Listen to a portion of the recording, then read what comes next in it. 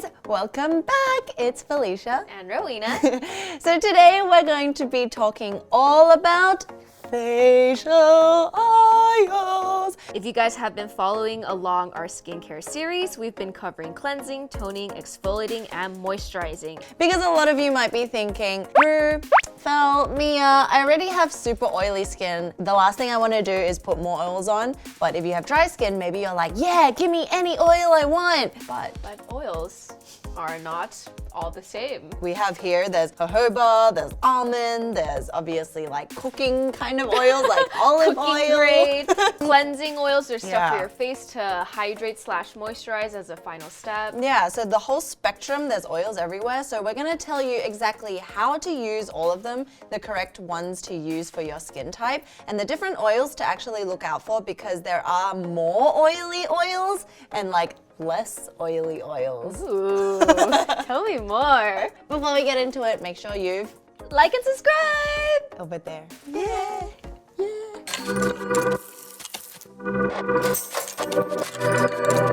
Facial oils are a single or a combination of extracted plants and fruit oils from seeds and other parts of the plant.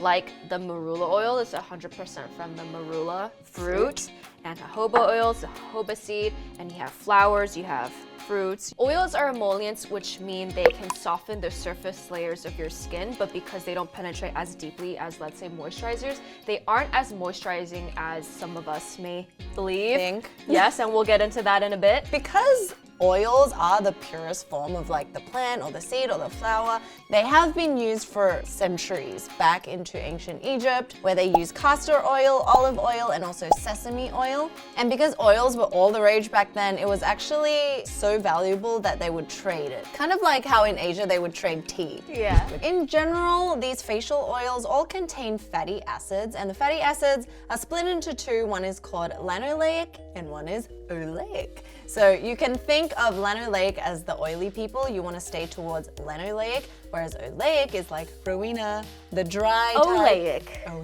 Oleic.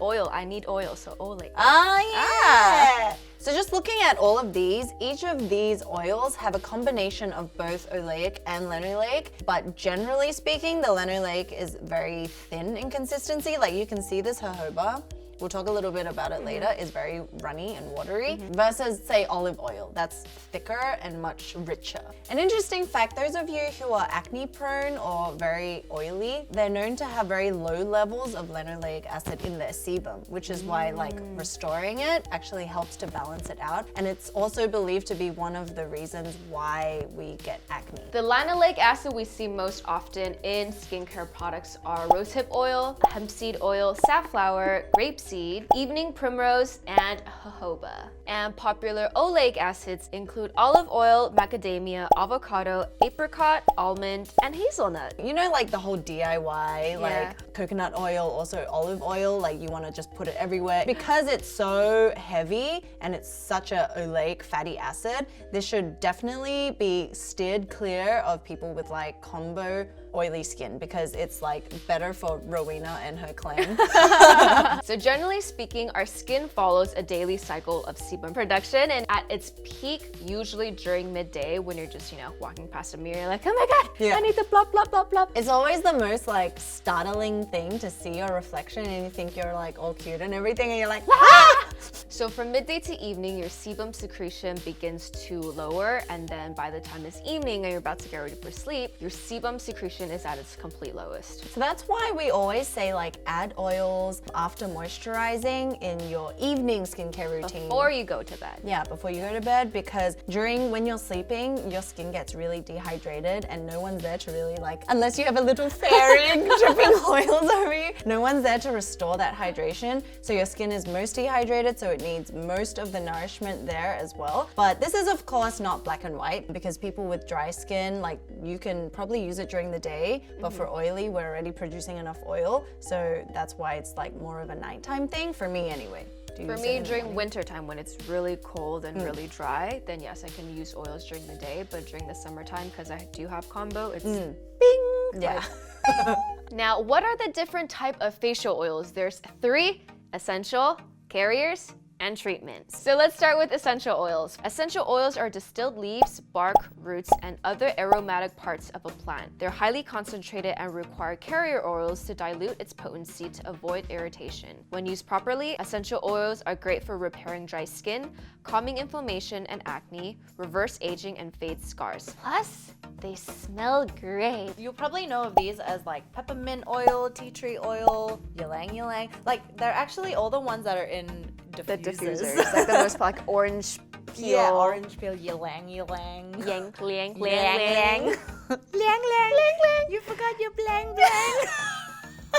Second are carrier oils, and they're also known as base oils or fixed oils. Carrier oils are mostly pressed vegetable oils derived from fatty parts of a plant, typically from nuts or the seeds and kernels of a plant. Some carrier oils are derived from animal fats like emu or fatty fish as well. Normally, carrier oils do not evaporate and are sometimes odorless and have a somewhat sweet and nutty aroma. So these carrier oils are basically all the ones that we see in these facial oil products. So we have like the nut, Jojoba. and then we have hemp seed and rosehip, Olive oil. Squalane is also made from olives. I mean, the real one is shark liver oil, but No sharks. no sharks please. were made in the, what is No it? sharks were harmed. in the making of this oil. oil. And then brands like Biossance also do a sugarcane squalane as well. Oh. Yeah, so it's like fruit derived, and then obviously like Marula and all the other ones. A lot of these are also the linoleic oils that we mentioned before, like grapeseed as well. And the third one is treatment oil. So for treatment oils, they are single or combination of various plant, essential oils, and added vitamins to treat particular and specific skin concerns. These treatment oils are typically marketed for various beauty brands as treatment for acne, anti-aging, and restoring the skin, among many, many other things. So for example, Sunday Riley's Luna oil is a combination of bluetansy and retinol or vitamin A. This is the one that first came out and people like said it smelled really bad. It has a funky smell and it goes on blue. It doesn't stain. Once you kind of apply it and massage it in your face, it just turns into this color of your skin. And the smell doesn't stay, thankfully. Actually, both of them smell similar. Yeah. It's very like medicinal. Yeah. It's like Chinese herbal medicine cabinet. So the general rule of thumb of which products to apply when in your skincare routine is that after thoroughly cleansing, you should apply the thinnest to the thickest. This will make sure that your skin is properly hydrated and moisturized. This is simplifying it a lot, but it's just the general case for skincare layering. And for those of you who may still be like, wait, Felicia and Rowena, what's the actual order again? Let's do a really quick rundown. So first you start by taking off the day's grime and makeup and all that nasty from your face with double cleansing oil, cleansing foam. Yeah, and then double cleansing includes oils. So some of you might be wondering, what is the difference between these oil cleansers and the oils that we put on our face in the last step? Why is there one at the front? Why is there one at the end? The oil cleansing method actually works on the principle that oil dissolves oil, or oil likes oil, and water likes water, right? That's why oil and water don't mix. So water will dissolve water-based things, which is why double cleansing works so fabulously, because you're first taking off the oil and the sebum and sweat and all that with an oil cleanser, and then you're following with a water-based cleanser, which then takes everything else off. So you have like a really refreshed skin. So in the first step, when using a cleansing oil, it's got added ingredients that help froth, that help take it off. And I wouldn't necessarily use these to clean, because it's kind of just like a waste of it. Yeah, because for me, I love using jojoba oil as like the last step of cleansing. And then if in my eyelashes there's very stubborn mascara or waterproof stuff, I'll use it on a Q-tip to really take everything off. And this, pro tip, makes your eyelashes grow longer and thicker. Oh, true. It's like castor oil. Yeah. Castor oil also helps. Yeah, so jojoba, we're gonna get into this a little bit later, but jojoba is really great because it mimics the actual sebum of your skin. So it makes your skin think you're already producing enough. In the realm of oil cleansing, there's OG ones, which is like the Shu Uemura and the DHC. Both are Japanese, because the Japanese, I think, were onto this very early on. But then there's also this one, Paula's Choice Perfecting Cleansing Oil. It's got sunflower and coconut oil. And the cool thing is, okay, so with oils, they tend to oxidize. Their shelf life is quite short. And so this bottle actually is coated with UV coating so that it defends the product. That's why sometimes a lot of skincare products are packaged in glass or crystals to maintain the longevity. Longevity. And that's also a tip that we're gonna mention towards the end. So the main difference between facial oils and cleansing oils are that facial oils are made solely from natural oils and not much else, as opposed to cleansing oils. They have natural oils and other active ingredients to help it emulsify, help it foam, to really properly cleanse. So one's designed to be washed off and one is designed to stay on the skin. So after cleansing, you want to tone, you want to serum, you want to moisturize, load up on all those humectants To get your skin nice and bing bing! and then seal it with the facial oils. Let's jump into some tips when looking for facial oils, and then we'll jump into the ones that are for your specific skin type.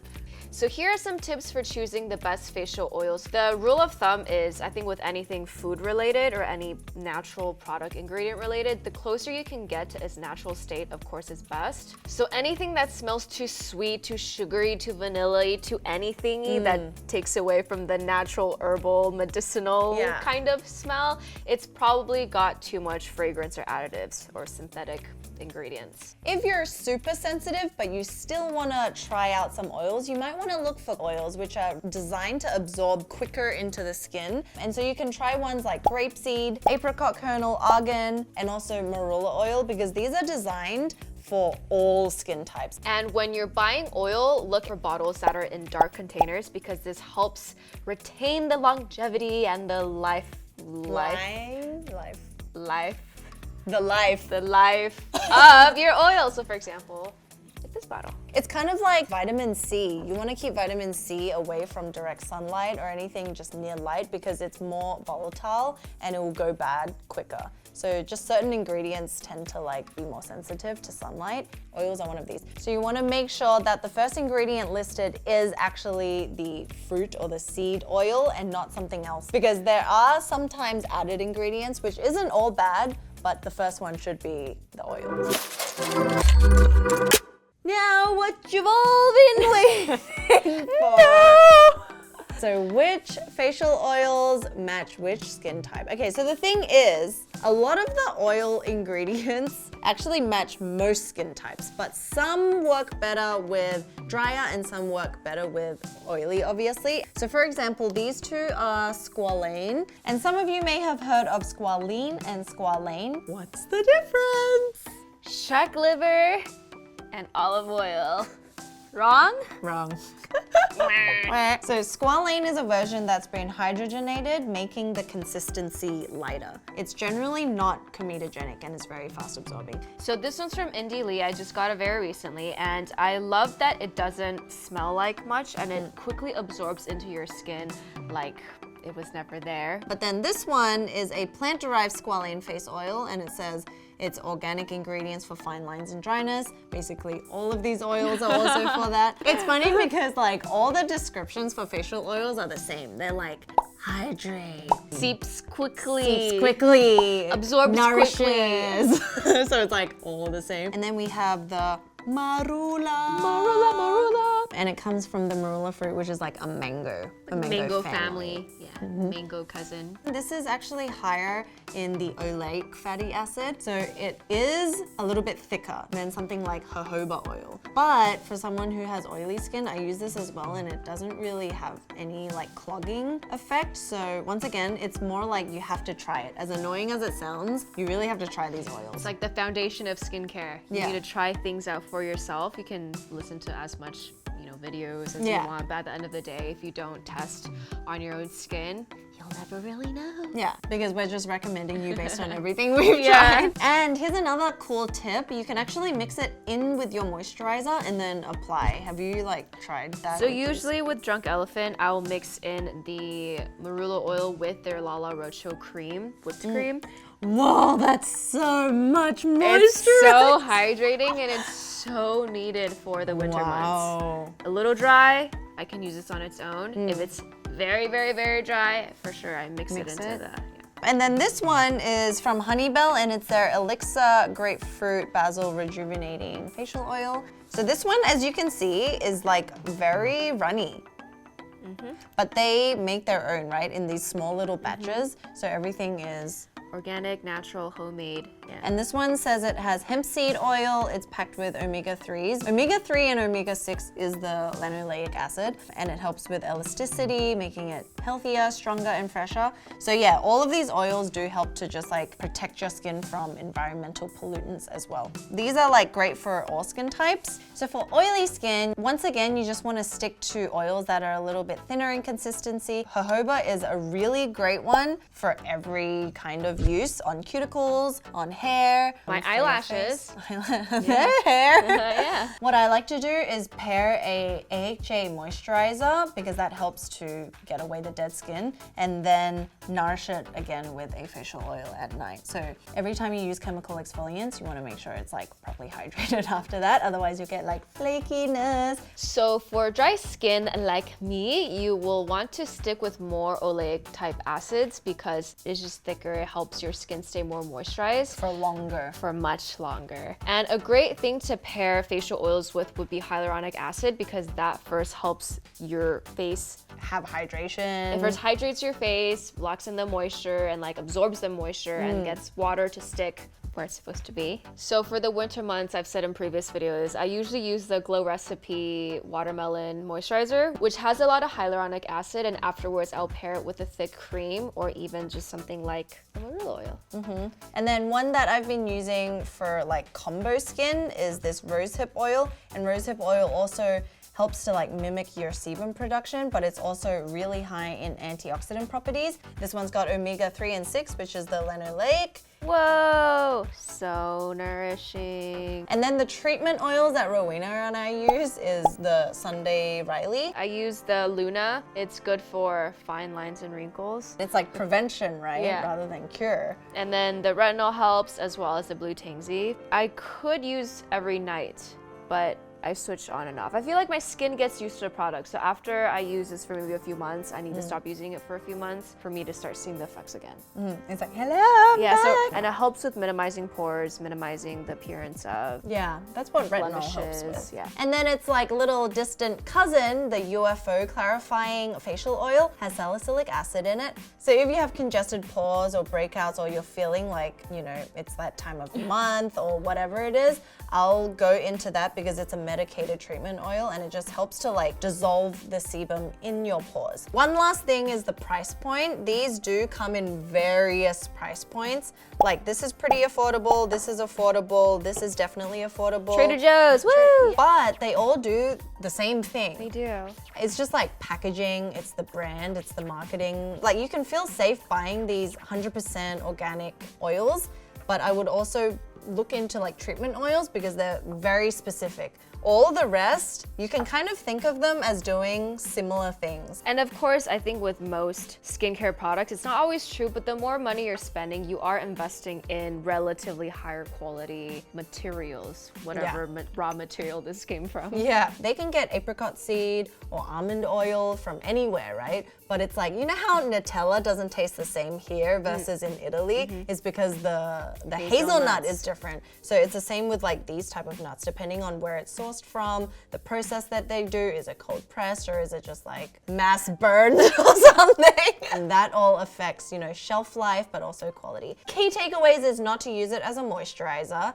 You can mix it with moisturizer or use it after moisturizer. Jojoba, Marula, Squalane. Rosehip is really good for anti-aging. And just in general, most of these oils are good for most skin types. Yeah. So if you're curious, just try it out because you'll never know. As annoying as a tip Can it's like, be. try it. Yeah. So if you have any questions, leave them below. And if you haven't seen our other cleansing or toning, serums, like all of those steps we talk about in depth in separate videos. But we're going to continue these like kind of simple 101 how-to series all the way up through, what's the final step of makeup? Setting spray. Setting spray. Yeah. But for the time being, make sure you check out the series on how to properly skincare 101 beginner's guide. We'll see you guys in the next video. Bye.